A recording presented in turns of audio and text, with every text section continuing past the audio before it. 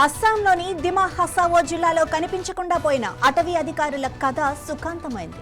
అధికారిక విధుల్లో భాగంగా దట్టమైన అటవీ ప్రాంతానికి వెళ్లి గల్లంతైన అధికారులు, సిబ్బంది ఎట్టకేలకు 2 రోజుల తర్వాత సురక్షితంగా బయటపడ్డారు.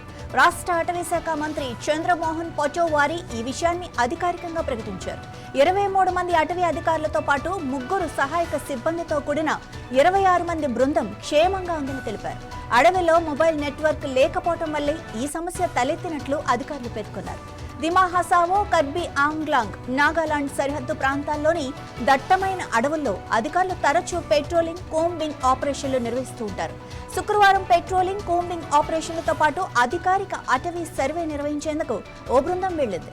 ఆ ప్రాంతంలో మొబైల్ నెట్వర్క్ కనెక్టివిటీ సరిగ్గా లేకపోవడంతో శుక్రవారం నుంచి అధికారులతో సంబంధాలు తెగిపోయాయి.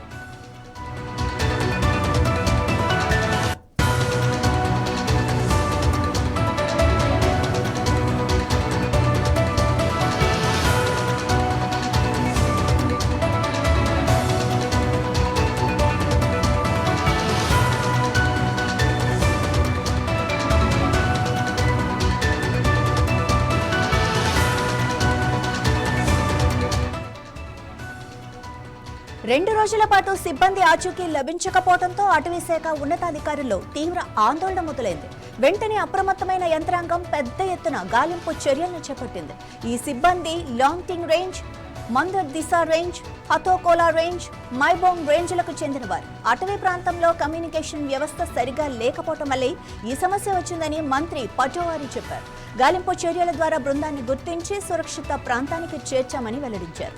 సిబ్బంది అందరూ క్షేమంగా తిరిగి రావడంతో అధికారులు, వారి కుటుంబ సభ్యులు ఊపిరి పీల్చుకున్నారు.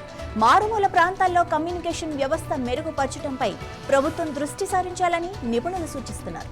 భవిష్యత్తులో ఇలాంటి ఘటనలు జరగకుండా నివారించేందుకు తగిన చర్యలు తీసుకోవాలని కూడా కోరుతున్నారు.